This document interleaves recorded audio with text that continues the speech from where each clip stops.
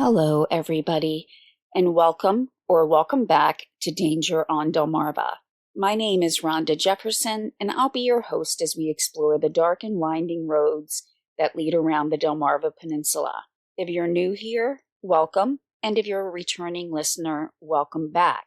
If you're not familiar with Delmarva, we are a peninsula that's in the mid-Atlantic region of the United States and encompasses all of Delaware, Maryland to the east of the Chesapeake Bay Bridge, and Virginia to the northeast of the Chesapeake Bay Bridge Tunnel. Now, first, I do want to thank everybody for their patience in getting out a new episode. I know I've mentioned in the past I do have some health issues. Unfortunately, because the illness that I have is very rare, there was no FDA-approved treatment when I was first diagnosed. Now, there is one now, but prior to that, it meant that I had to take some medication that had some pretty bad side effects. It's meant more for short term, but I had to take it for years, and that affected my vision. It's something, though, that I needed to take in order to function, but at the same time, it had some side effects that are still with me, even though I stopped taking it some years ago. I was told, though, that, as I've had 2 surgeries on each eye since then, that there was a possibility some other things could happen. And unfortunately, it did about a week and a half to 2 weeks ago. I went to the ER like the doctors had, my doctors had previously told me to do if anything happened. And to kind of go into previous episodes about having a healthcare desert around here, even though I live in the same town as a hospital with an ER, they didn't have anybody that, they could even call in to check on eyes. My father actually was in the hospital at the same time. He has cancer and he was recovering from an infection after that, after some of the treatment. And it's, he needed an ear, nose, and throat doctor to do an examination, and they didn't have anybody to call in for that either. So, they were able just to kind of give me a cursory look over and then tell me to call an ophthalmologist, which I did on the next business day. I get there, and then they tell me I need to have emergency surgery in Salisbury. My husband takes off work, comes gets me, and I get down there and they tell me I don't need surgery, but that's because they can't fix the issue. So one of my eyes, I'm going to have to kind of adjust to a change in the vision. Prior to that, like over the last couple of weeks, reading anything, sometimes even just keeping my eyes open was difficult. It would cause headaches, but it's getting better. I saw the doctor earlier today, from the day I'm recording this, and he said everything is, on track. I have to follow up, every few weeks then, just so he can monitor things. So, again, I wish it was something they could fix when I was sent for surgery. I was hoping it would be, but it's not. So I had been wanting to get this episode out, but there were a few different things that I just wanted to check on, and I just, wasn't really able to concentrate fully. And I wanted to make sure that I had all of the information and, verified things before, I put an episode out. So again, thank you for your patience. And, hopefully, like I said, it will get better as far as headaches and things like that. Fingers crossed. So with that, just a few things that I normally go over at the beginning of an episode. One is a disclaimer to let everybody know that the discussion or events in today's episode can include incidents where there is injury, death, and other things that can be kind of hard or difficult to listen to at times. So I just want to make sure everybody is aware of that. The sources that I use will be linked in the description of the episode, so that if you want to follow up and view anything, you can. Unlike some of the other episodes I've had where there's a ton of different sources, on this one I was lucky enough to find some interviews or articles where some people who were actually there that day had given a talk or an interview about the event. So, it was really nice to have that. And it really brought everything together in those articles. So there will be fewer than normal. But again, a lot of that too is some firsthand information on, the events of that day, which I usually don't really have that. So it was good to hear about the talks that some of the people gave as a reminder of the history of the area, that they weren't letting the story and the events of that day leave the memory of their community. So with that, I want to get into today's episode that, according to one article, was rockets over Chestertown. So Chestertown, Maryland. When I think of Chestertown, I go back to my high school years. I went to an extremely small high school, and we would compete in sports against teams that were not actually very local. We would have to go outside sometimes of the state. So we would play Chestertown 4 times a year, twice in basketball, both boys and girls sports, and then soccer for the guys and volleyball for the girls. So we would usually have to drive over to Chestertown at least twice a year, sometimes more if they were hosting the tournament. So it does bring back a lot of fond memories. I remember, all of us sitting on the bus, and when you're a teenager, and approximately hour and a half to 2 hour drive seems like forever, especially when we're looking at days where, there weren't handheld video systems. Well, there were, but not many people had them. No tablet, no phone that we could play on.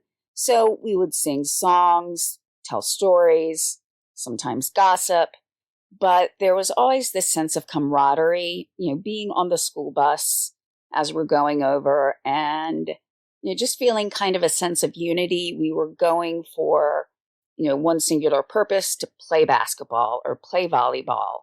And because we played the team so often, we actually knew some of the players over there. Like, for example, when it came time for the guys to play basketball and the girls had, changed and were coming out to watch the guys' team play, we would sit together with, team members of their girls' basketball team and talk.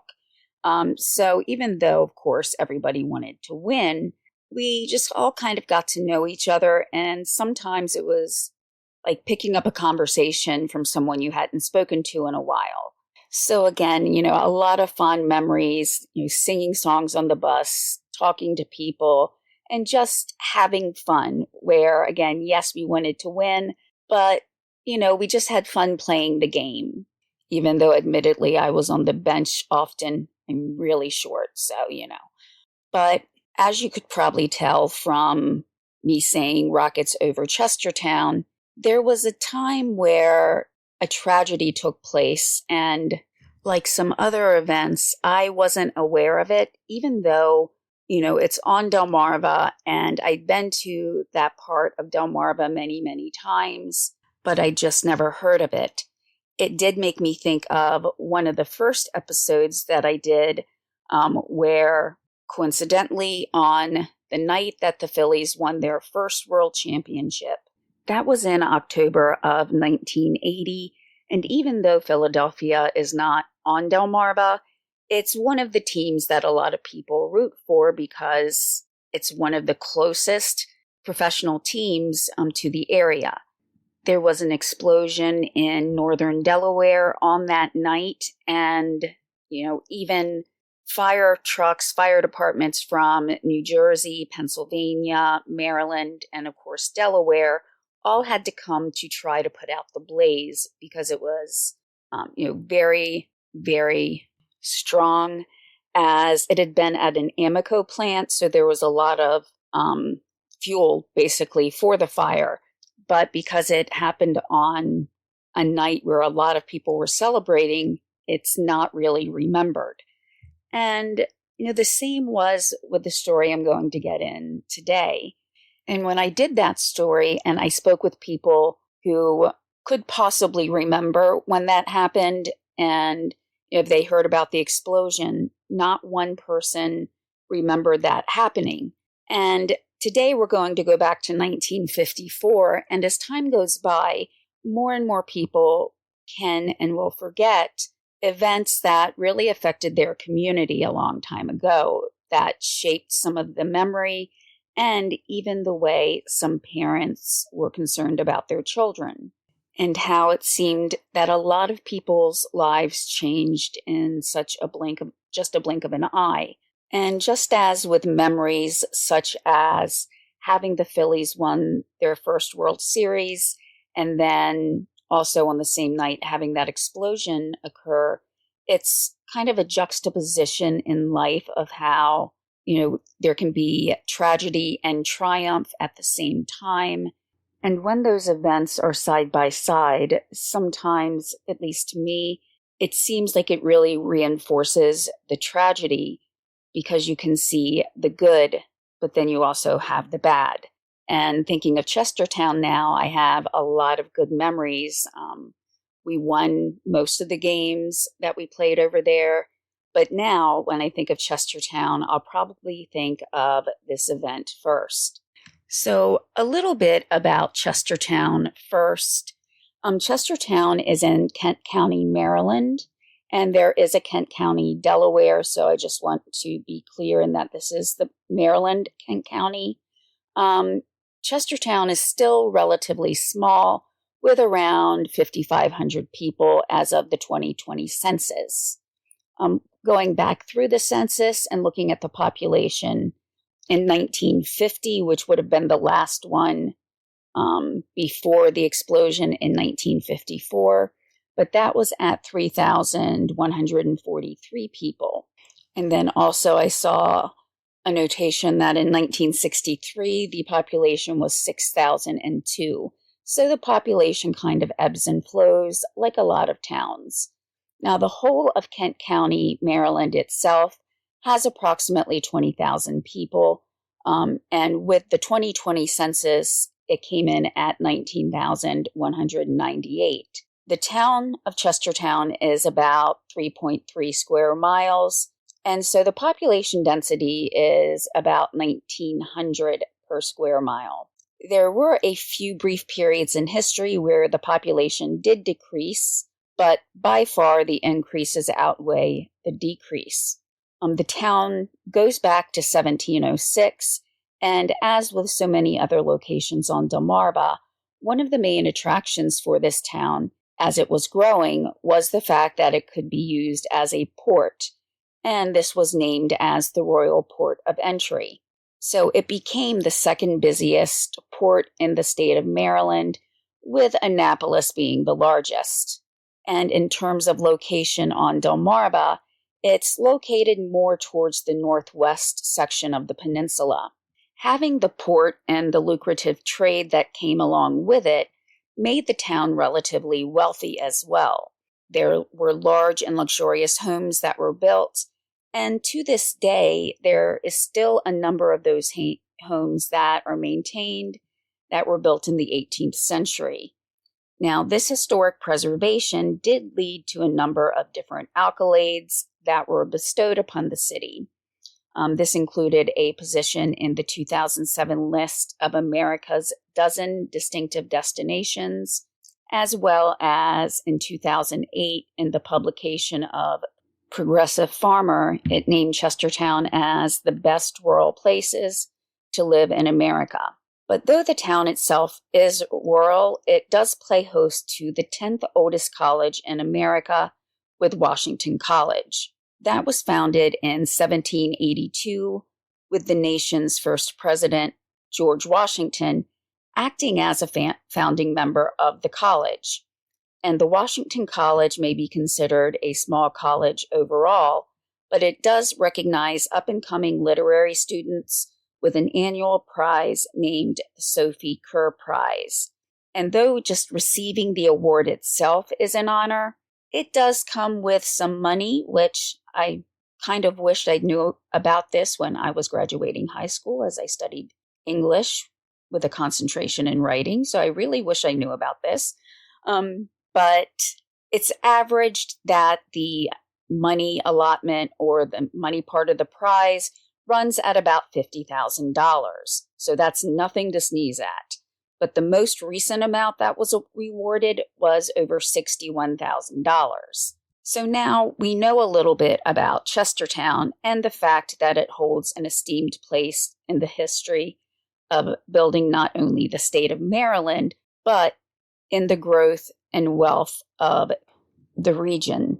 And with a location so close to the water, there are a few different occupation and industries that can make their home on the water. It does still provide a prevalent and necessary need to move product by water, as well as provide resources that can help industries grow.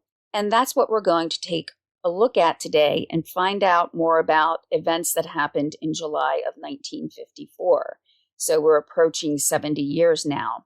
Going back a little bit before the explosion we're going to talk about today happened, we also have to look at the climate of the time period around 1954 and just preceding it. In the 1940s, there was tension throughout the world, with World War II beginning in late 1939. With the possibility of war looming, there became a need for different types of manufacturing plants to open or update their facilities in order to provide equipment and ammunitions to the war effort. A business owner named Philip Wilmer, who was known for having a Ford dealership on the shore, opened a factory named the Kent Manufacturing Company. As with many different buildings, at least around here, they sometimes have nicknames that don't actually reflect their formal name. So even though it's technically part of Kent Manufacturing, many people called the building that inhabited the grounds as the defense plant. Per the aforementioned article, Rockets Over Chestertown, the plant manufactured, quote, gadgetry of war flares, fuses for detonators, and military fireworks, end quote. Also reflecting the needs of the time during World War II, many women were making their way into the workforce, doing jobs that usually many of the men who were now serving in the military had previously done. And even after World War II was over, this manufacturing plant still was maintained and provided some of the above-mentioned articles to the military. So going to 1954 and July, when this event took place, there were about 12 million firecrackers, yes, 12 million, that had become damp. And explosives can be very sensitive to water and moisture. So in order to dry them out, they were moved into what was called a drying tunnel. Now, you may also be asking yourself, like I did, why does the Army need 12 million firecrackers? What they did was use these firecrackers to enable new recruits to become more used to the noise that war brought or any combat would bring. And so, since there could be bombs and explosions going on around people and the sounds of possibly gunfire, the firecrackers were used kind of as a way to acclimate people's ears and to get a better understanding of what they may be facing if they are going into combat. But back to the drying tunnel. This was a location where the explosives could be taken to dry out by lights that were in the tunnel. So at around 10:25 on July 16, 1954, as a young woman, 18-year-old Fanny Robbins, was taking firecrackers to the tunnel, there was a large explosion. Fanny's eyes were injured during the explosion, and especially with debris flying all around, and it made its way into her eyes. She felt her way out of the tunnel But this was not the end. Though the firecrackers had gone off in a place away from manufacturing, any spark or fire could cause secondary or chain reaction explosions when other munitions around them would come in contact with that heat source or detonation source. And there was another explosion, and that would be the one that most people considered the worst. The owner of the plant, Phil Wilmer, was on location at the time, and in his office, he heard the first explosion and, as most people would do, ran out of his office to try to see what was happening. It was described that he saw one of the building's roofs fly into the sky. Workers came running out of the building. Some were injured, some were crying, some were falling to the ground after mustering up the energy to get out of the building, but still being hurt. And when possible, those who could help the injured tried the best that they could. Mr. Wilmer, to his credit, helped carry out a woman who had been injured away from the explosion. I don't know about you, but I've a lot of times heard of owners, shareholders, people who are involved in owning something that may have had a tragedy. So like plants like this, or sometimes ships that sink, sometimes those that are, those that are in charge run away and leave everybody there. So he did rescue someone who had been injured. Maybe I'm just a little cynical. I'm thinking of the Triangle Shirt-Waist factory fire, as well as the Costa Concordia ship, where those in charge pretty much abandoned everybody around them. So with the explosion starting now, let's take a look at some of the area around the manufacturing plant. So even though the main building, the plant itself, did produce the munitions, there were 57 sheds around the area that housed supplies as well as completed explosives. And there were other larger buildings in the area that kind of feed into the chain reaction. So as the fire set off more explosions, then another explosion, then another explosion. And to the people around in the community, the workers, it may have seemed like the explosions were never going to stop. And what many of the 300 or so workers that fled the scene didn't realize at the time is that they were running towards a fence that went around the whole perimeter. There was only one gate, however, that was open. So some of the workers who encountered the fence but knew that they couldn't get over it tried to run towards that one gate. Others who thought they could make it climbed over the fence. It's even reported that some workers were able to lift up parts of the fence and crawl under, which shows the desperation that they must have been feeling at the time. The bottom of the fence that they had just lifted out of the ground probably scraped their skin, which may have already been injured. One woman, for unknown reasons, ran out of the building with actual detonators in her arms. It was reported that she fell down or was knocked down a number of times by pieces of debris flying, which, given the fact that there were these chain reaction explosions going on, it must have been a lot of debris flying at her. Every time she was hit and fell, she got back up again, but still held those detonators in her arms. I'm thinking the adrenaline and rush of what was happening just kind of made her do things by memory. And she probably had those detonators in her arms. And that was the last thing she did before the explosion happened. So that's just what she did when she was running out.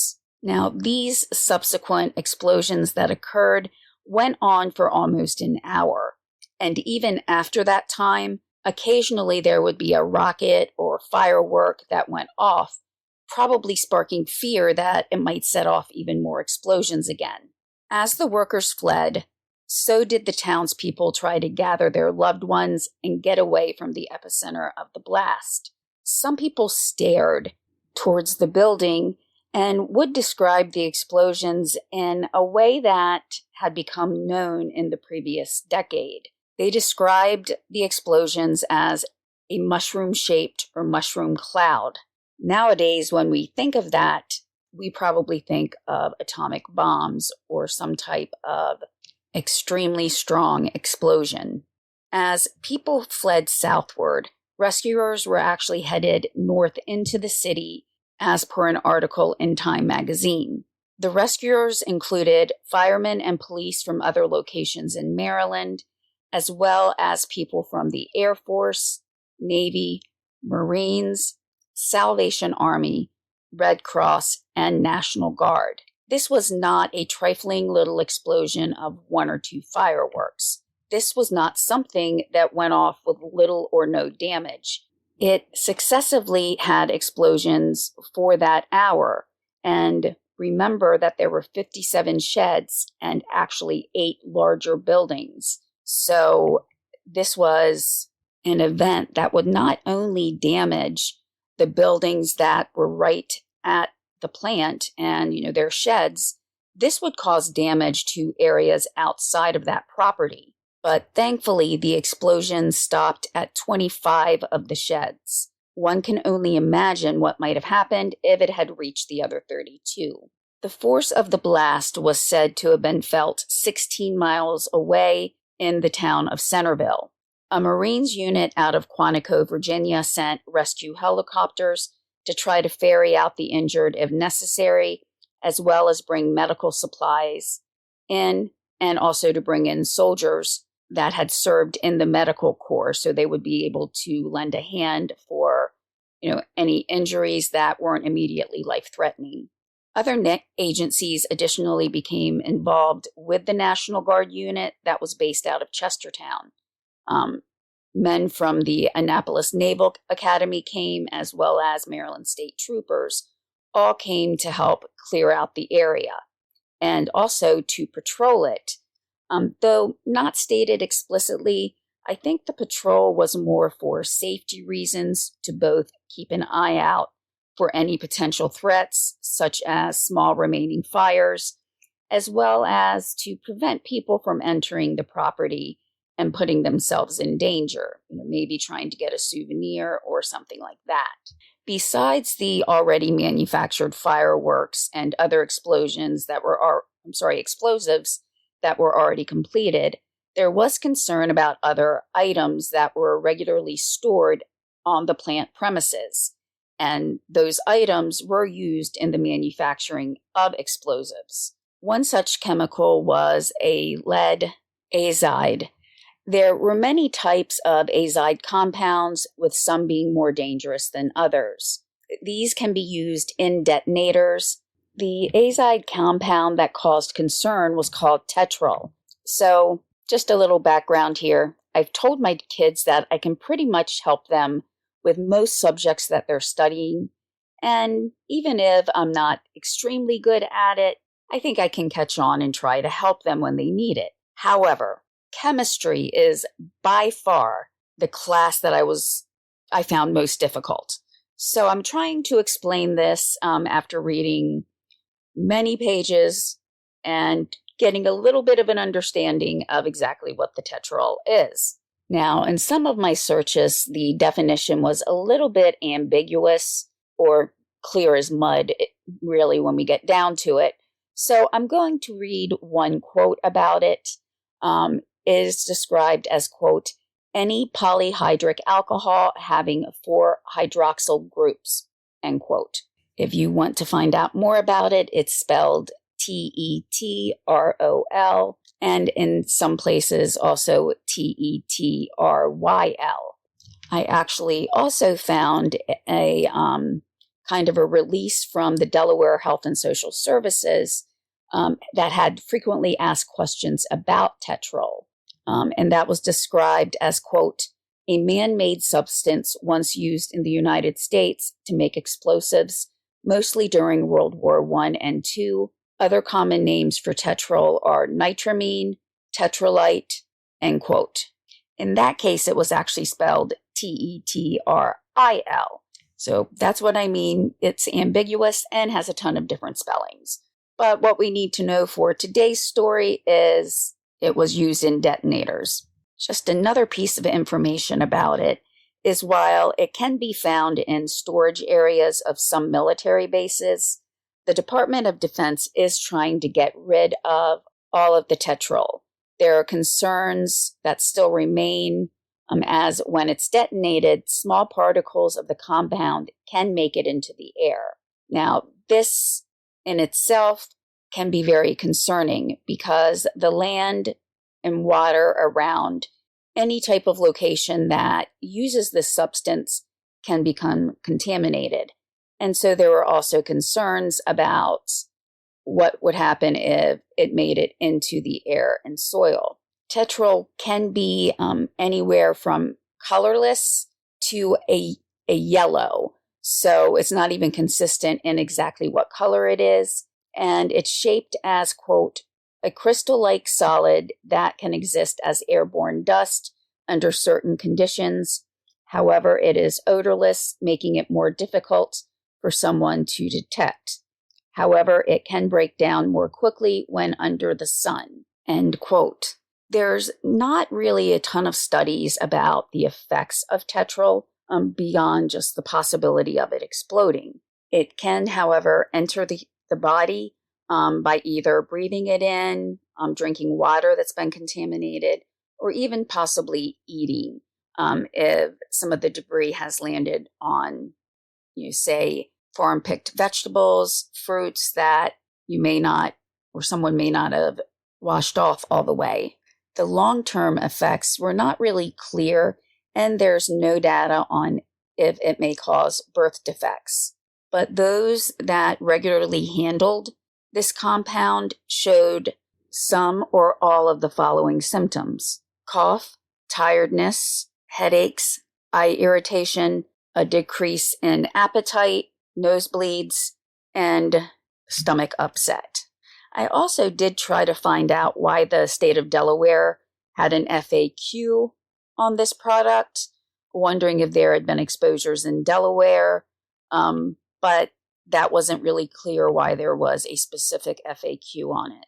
There is thought, though, that the body can break down the chemical, and as well as the fact that it breaks down quickly in the sun. Those working around the defense plant site had more of a concern of it going off or causing another detonation more than what the long-term effects would be.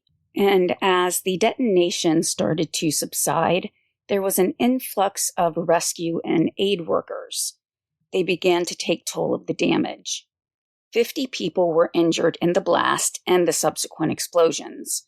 5 of these were considered seriously injured. And while I'd like to say that there were no fatalities, I can't.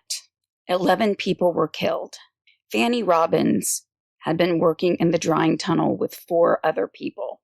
And Fanny is the person I referenced early on who was approaching the drying tunnel. Those other 4 people died along with 7 others.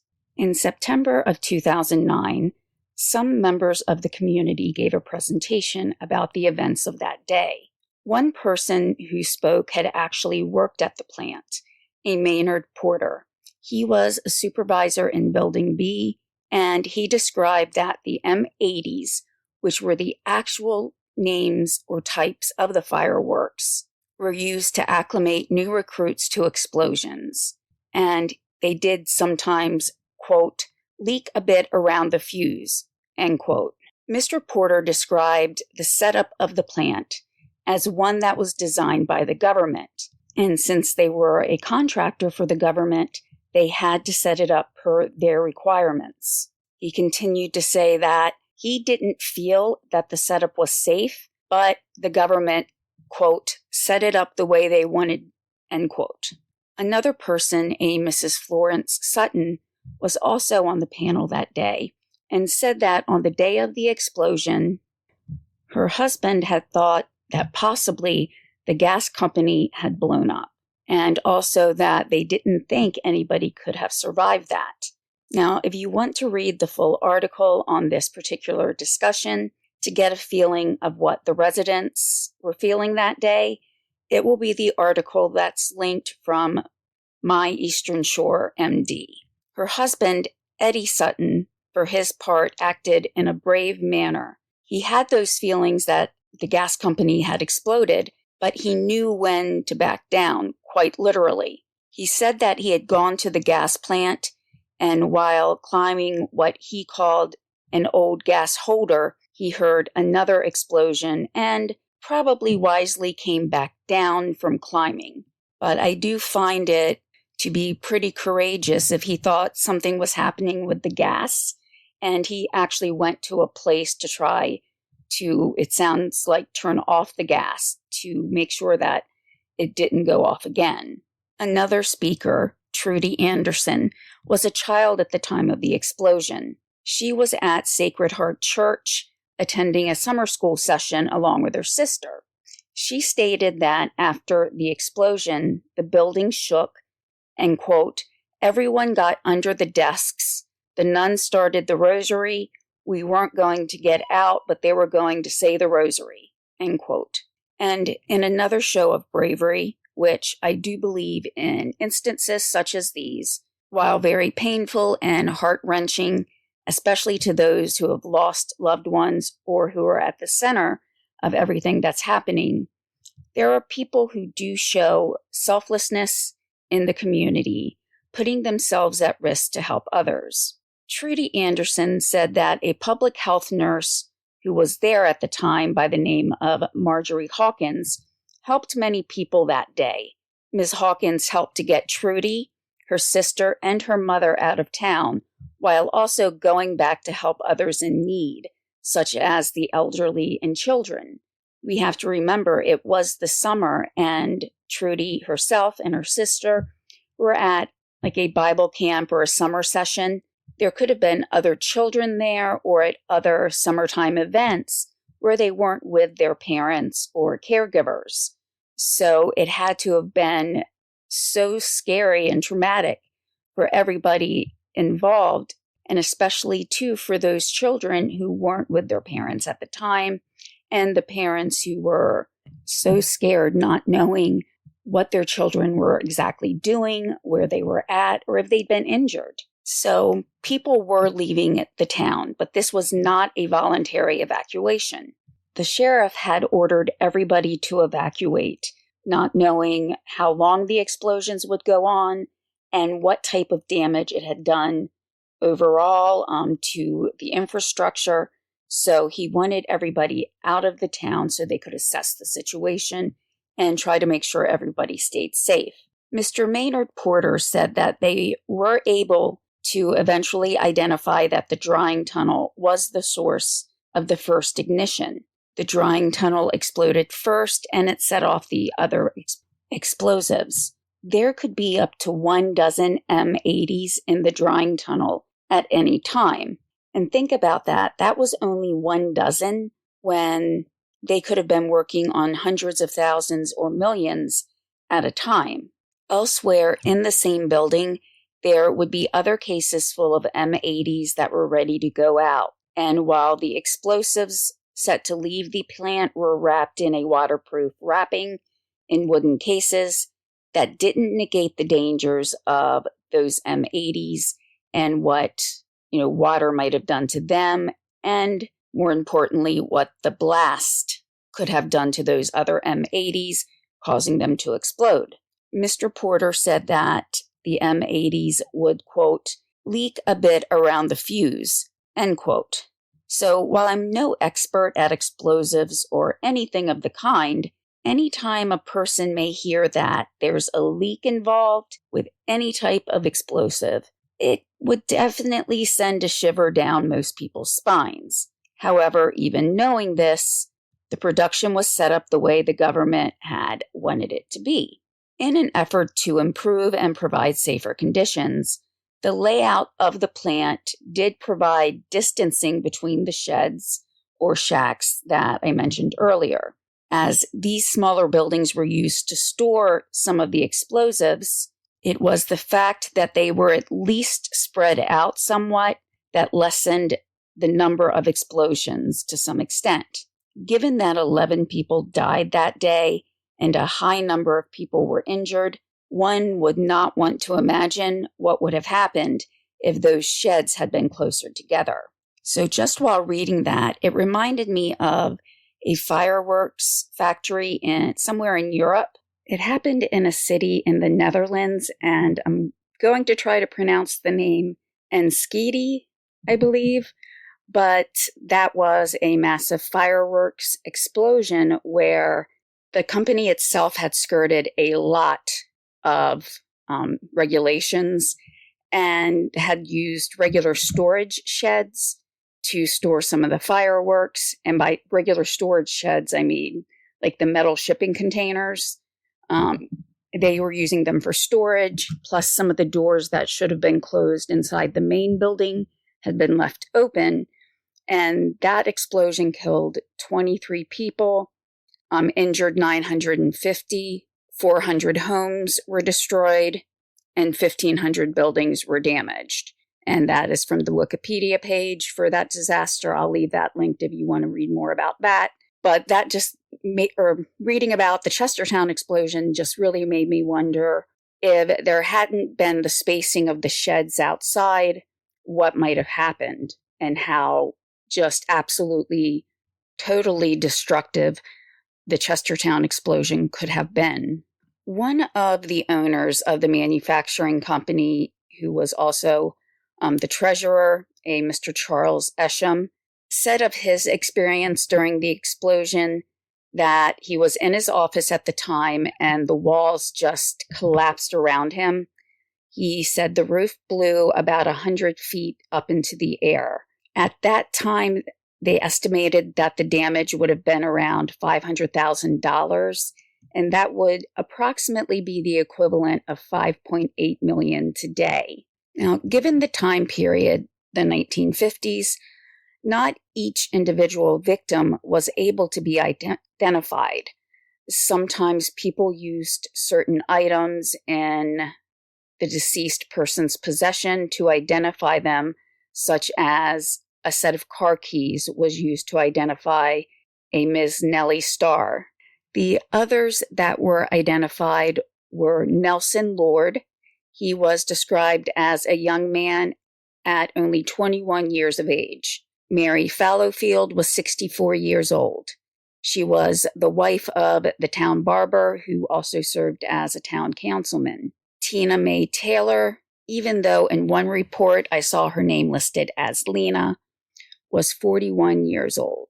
Magdalene Seiler was 57, and Eva Fisher aged 65. Unfortunately, I wasn't able to get more of a description for some of those who were identified. Those who were known to have perished in the explosion, but who were not able to be identified, were Ida Mensch, Marguerite Batchelor, Betty Weedleton, Mary Covington, and Barbara Rockerman. While still working on the search and rescue for those who were at the site of the explosion, they had found 10 people deceased when the assistant fire chief, Richard George, had expressed that he had hoped that they had found all of the victims, but did acknowledge that as they explored and you searched the area, that they may still find others. And that proved to be somewhat prophetic. They did find one additional person deceased, and that's how it came to the number of 11, because some articles that were written just immediately afterwards did state 10, or there were additions saying that someone else had passed away after the initial interviews had been made. And meanwhile, in Chicago, which I know is far away from the Eastern Shore, the Chicago fireworks factory had yet another explosion that killed 3. So having this happen really attracted the attention of federal investigators, wondering what was going on with the fact that there were 2 explosions in one day. Now, when I was reading through some of the notes or from the article that had some of the survivors speaking about the events, one person looking back at it in retrospect in 2009 had said that they did hear an airplane go by at some point and had wondered if possibly there had been an attack when the explosions had first started to occur. But it was only later that they did find out it was actually the firework factory. But you do have to look at it from the wider perspective of there being two explosions in two factories far away from each other, both who were working for the government as contractors. So investigators from the Army came onto the scene to try to figure out what had gone wrong with both of the plants. But while reviewing newspapers that were both contemporary for this explosion as well as going forward some years, trying to find if there were any updates about what may have caused the explosion, it seems like the firm answers were never really obtained.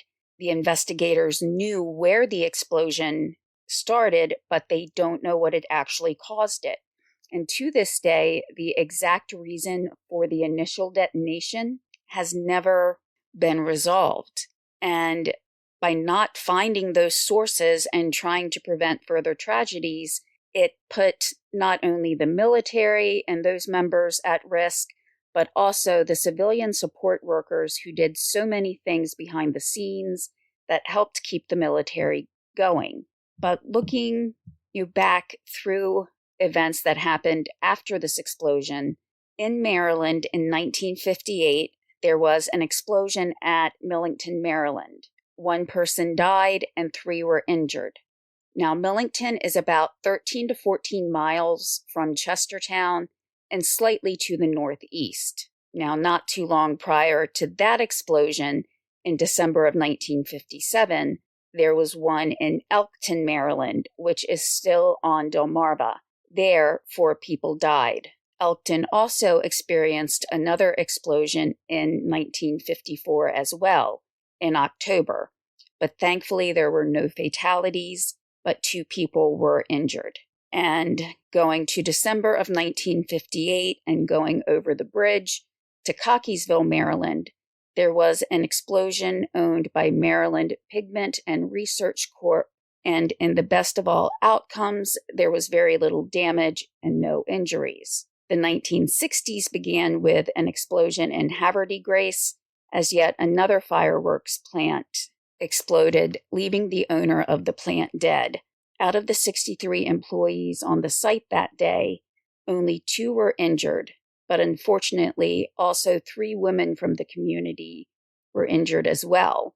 They had either been walking near the area, and at least one was even in her own home when she was injured. According to an article in the Daily Times from February 10th, 1960, that even before the Haverty Grace fireworks explosion took place, there had been the total of 5 fireworks explosions or fires in Maryland from 1954 to when the Haverty Grace explosion took place, so basically through the 1950s. And 16 people had died during those 5 events. And then when Haverty Grace occurred, that brought a total of 17 people that had died in fireworks, plants, explosions, or fires. So the answer to the 1954 Chestertown explosion was never answered, and one would have to wonder, would any of the future explosions have taken place if the actual source had been found? In the aftermath, residents were left to clean up their homes, as even though the explosion took place on the plant's property, it was said that almost every window in Chestertown was blown out, and Kent Manufacturing wasn't able to recover from this. They never reopened. Even after the site of Kent Manufacturing was cleaned up, it sat abandoned for quite a while, a quarter of a century. And after those 25 years, a pickle processing plant started to use the site to store their barrels that seasoned the pickles, where they put them in the brine. So that's where the barrels went to brine and season the pickles. Now, coincidentally, that company that owned the pickle processing plant, Vita Foods, had previously had a fire that destroyed their old plant. That fire had taken place just a few years before the Chestertown fireworks explosion. But Vita did rebuild and therefore needed to use the site of Kent Manufacturing for that pickle seasoning and brining. The aftermath left residents of Chestertown cleaning up the rubble, fixing their homes, and for some families having to deal with injuries of a loved one, or even worse, the death of someone that they cared about in the explosion. There were concerns that lingered, though, even though Kent Manufacturing was not rebuilt. One writer, Larry Slagle, who was also a life member and past president of the Chestertown Volunteer Fire Company, recalled that he had been told not to play on the site of Kent Manufacturing, or what some people called the powder plant. This was in the early 1980s that Chestertown Industrial Park began construction. Now, as this construction commenced and digging started to occur on the property, one of the heavy machines, and it only described it as a heavy machine, but I'm imagining some type of digger probably, hit something in the ground, and there was what was described as a small explosion. Thankfully, no one was hurt, but as one might imagine, it greatly unsettled the people working on the site. Can you imagine working somewhere where you know that a horrific tragedy took place years ago that involved some type of explosives, and while operating heavy machinery, an explosion occurs? So everybody working there that day had to have had this kind of feeling of just missing a close call, but then also having to wonder if there were any other explosives anywhere else on the property. Now, of course, construction was stopped for that day, and while the rest of the construction crew wondered if there were any other unpleasant surprises hiding in the ground, an emergency ordnance disposal unit arrived on site and examined the premises. After their inspection, they found that there was nothing else located on the property that may set off an explosion. But honestly, if I was one of the workers, I would probably continue to wonder if there was anything else there, because supposedly they had inspected things in 1954 and there was still one in the ground. And even if I worked there now, I know the chance would be remote, but wondering if there's still something left in the ground underneath the building. I kind of wonder if those who work on the site now even know about its history. So at the end of this, I really have this sense that everything's unresolved. There was never that definitive answer as to what happened. And one would think that with 2 explosions in one day, and then just in Maryland having that long list of fireworks explosions occur, that they would make that a very high priority to find out what was that initial detonation, or what caused that initial detonation. Accidents are studied so that we can learn from them and put provisions in place to help stop things from happening like this again. There are certain jobs that carry an inherent risk, and working with explosives always will have some type of risk, no matter how careful anybody is.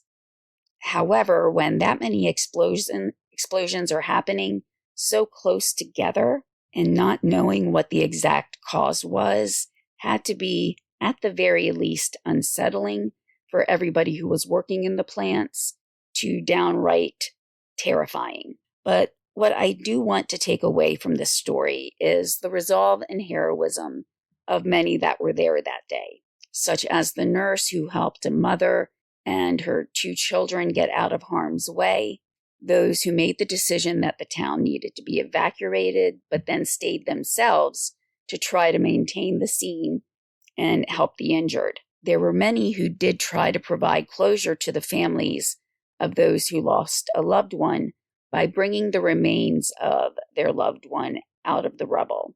In tragedy, we sometimes find the best in humanity. And just looking at one article that was written on the Chestertown Volunteer Fire Company in 2020, looking back to 1954, and through the gathering, the presentation that people gave in 2009, where the survivors and townspeople spoke about their experiences during the explosion, we get to see that the explosion continued to touch those who had lived through it, those whose predecessors had lived through it.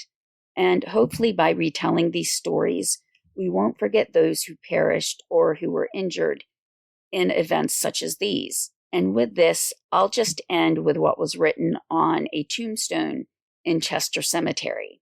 This tombstone was used in the burial and remembrance of those that died that day, and it was placed over the grave of those whose remains were never identified.